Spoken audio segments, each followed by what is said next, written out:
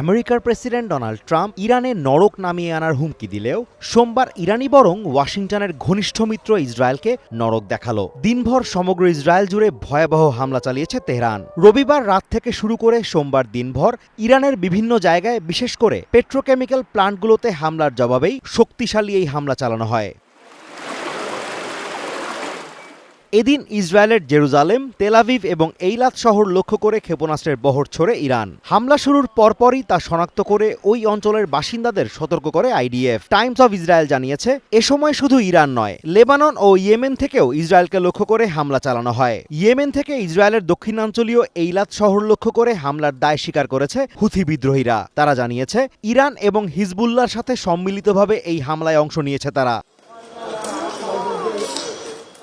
এদিকে ইরানের ছোড়া ক্লাস্টার বোমা অন্তত ২৮টি স্থানে আঘাত হানার কথা জানিয়েছে ইসরায়েলের ইমার্জেন্সি সার্ভিসেস কর্তৃপক্ষ। এসব হামলায় অন্তত ৬ জন আহত হওয়ার কথা জানিয়েছে তারা। ৬ জনের মধ্যে ৪ জনই তেল আভিভে হামলার ঘটনায় আহত হয়। হামলায় সবচেয়ে বেশি ক্ষতিগ্রস্ত হয়েছে তেল আভিভের রামাত গান শহর। সেখানকার বিস্তীর্ণ এলাকার অসংখ্য ভবন বিধ্বস্ত হয়েছে।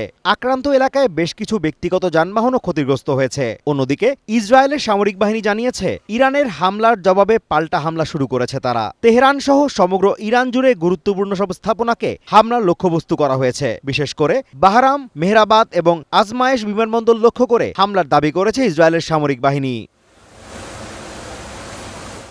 Azimur Rashid Kanak, one international desk.